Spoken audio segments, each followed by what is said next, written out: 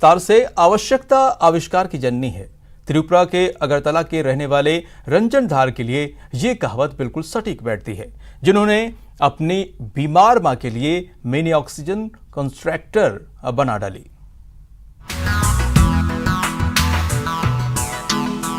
Corona से जूझ रहे मरीजों के लिए ऑक्सीजन की उपलब्धता किसी चुनौती से कम नहीं है। खासकर घरों में इलाज कर रहे मरीजों को ऑक्सीजन मुहैया कराना किसी चुनौती से कम नहीं है। इसके लिए या तो महंगी मशीन खरीदनी पड़ती है या किराए में 1000 रुपए खर्च करने होते हैं। त्रिपुरा के अगरतला में रहने वाले रंजन धार को भी इसी समस्या से रूबरू होना पड़ा, लेकिन उन्होंने इस समस्या को जड़ से ही खत्म कर दिया। अगरतला के बान कुमारी में रहने वाले रंजन धार की मां कनिका धार कोरोना संक्रमित हो गई। उन्हें इलाज के बाद घर तो भेज दिया गया, लेकिन चिकित्सकों ने मां के लिए ऑक्सीजन की जरूरत बताई। अच्छे ऑक्सीजन कंसंट्रेटर की कीमत करीब 50,000 थी, जबकि किराए पर 1000 रुपए में ऑक्सीजन कंसंट्रेटर मिल रहा था। ऐसे में 2 महीने की कड़ी मेहनत से रंजन धार ने एक छोटा ऑक्सीजन कंसंट्रेटर बना डाला, जिसकी लागत करीब 20,000 रुपए है।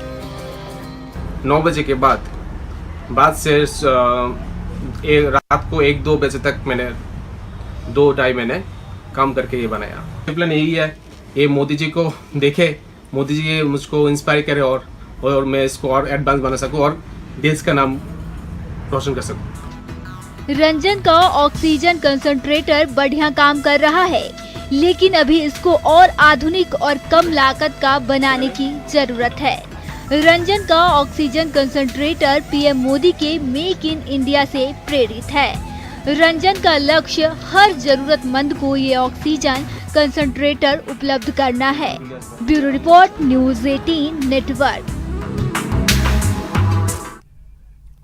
राष्ट्रीय लोकतांत्रिक पार्टी आरएलपी के संयोजक हनुमान बेनीवाल ने केंद्र सरकार के खिलाफ एक बार फिर विद्रोह का बिगुल फूंक दिया है। कृषि कानूनों के मसले पर केंद्र को आंखें दिखाते हुए बेनीवाल ने चेतावनी दी है कि केंद्र किसानों की मंशा के अनुरूप फैसला नहीं लेता है तो आरएलपी एनडीए के साथ छोड़ सकती है। कृषि कानूनों के विरोध में आरएलपी एनडीए का साथ छोड़ेगी। आरएलपी ने तरेरी केंद्र सरकार पर आंखें। अकाली दल की राह पर आरएलपी। जी हां, सियासत में कौन कब किसकी राह पर चलने लगे और कौन कब पलटी मार दे, ये बड़े बड़े सियासी पंडित भी नहीं जानते हैं।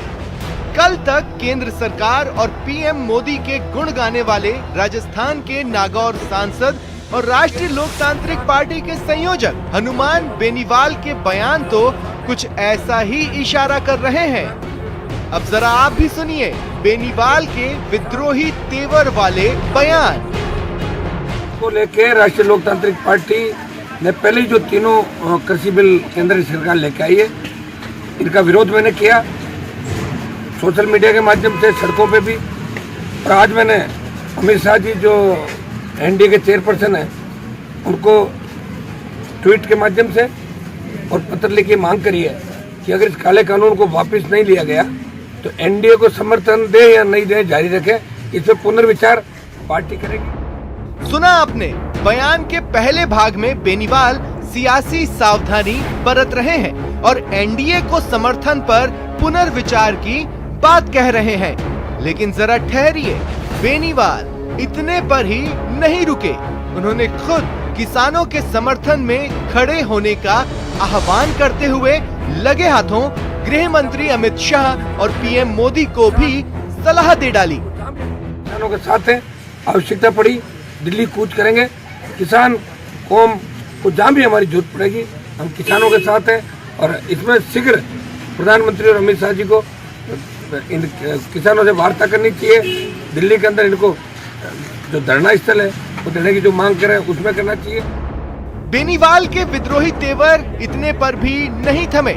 उन्होंने पूरी दिल्ली घेरने की अंतिम चेतावनी देते हुए मांगे नहीं माने जाने पर एनडीए से समर्थन वापसी की भी घोषणा कर दी। किसी तरह की बेहूदगी अगर सरकार ने किसानों के साथ की तो पूरे देश का किसान सड़कों पर होगा और दिल्ली को चारों तरफ से घेर लेंगे। ये मेरी अंतिम चेतावनी दिल्ली की सरकार को है कि कृषि बिलों को गंभीरता से ले, ठंड के अंदर संघर्ष करें, किसानों को बचाएं और स्वामीनाथन आयोग की रिपोर्ट लागू करें, अन्यथा आरएलपी एनडीए से अपना समर्थन वापस लेने का विचार कर रहा है। बेनीवाल सिर्फ कृषि बिल के बहाने बीजेपी पर हमलावर नहीं है, उन्होंने तो प्रदेश के बीजेपी नेताओं पर भी हमला बोल रखा है। पूर्व सीएम वसुंधरा राजे के खेमे के साथ ही आजकल वो प्रताप सिंह सिंघवी पर भी ट्विटर वार किए जा रहे हैं। मसलन सिंघवी पर बात करते हुए उन्होंने लिखा, सिंघवी जी मत भूलो विपक्ष में हो, बेहतर होगा लोकतंत्र में विपक्ष की भूमिका मजबूत करो। गहलोत सरकार के गठजोड़ का हिस्सा बनकर उन घोटालों और अनियमितताओं को नहीं दबा सकते हैं जिसकी जवाबदेही आपकी और धारीवाल जी की बनती है। एक दूसरे ट्वीट में उन्होंने लिखा, क्या सिंघवी जी बता पाएंगे आपके मंत्री रहते हुए आखिर फन किंगडम प्रोजेक्ट में इतनी बड़ी गड़बड़ी क्यों और किसकी मेहरबानी से हुई? बच्चों के लिए एम्यूजमेंट पार्क के स्थान तक को भूमाफियाओं के हवाले करने में पूरा जोर लगा दिया। क्या यही आपकी वरिष्ठता है? साफ नजर आ रहा है कि बेनीवाल ने बीजेपी के खिलाफ जाने की तैयारी तेज कर दी है। इसी तैयारी के तहत वो कृषि कानूनों को लेकर केंद्र पर हल्ला बोल रहे हैं और अलग अलग तरीकों से बीजेपी के स्थानीय नेताओं को निशाना बना रहे हैं। ऐसे में सवाल उठना लाजमी है कि क्या अकाली दल की राह पर चल रहे हैं Beniwal? Bureau report, news 18 Rajasthan. देश में कोरोना से जंग जीतने का सिलसिला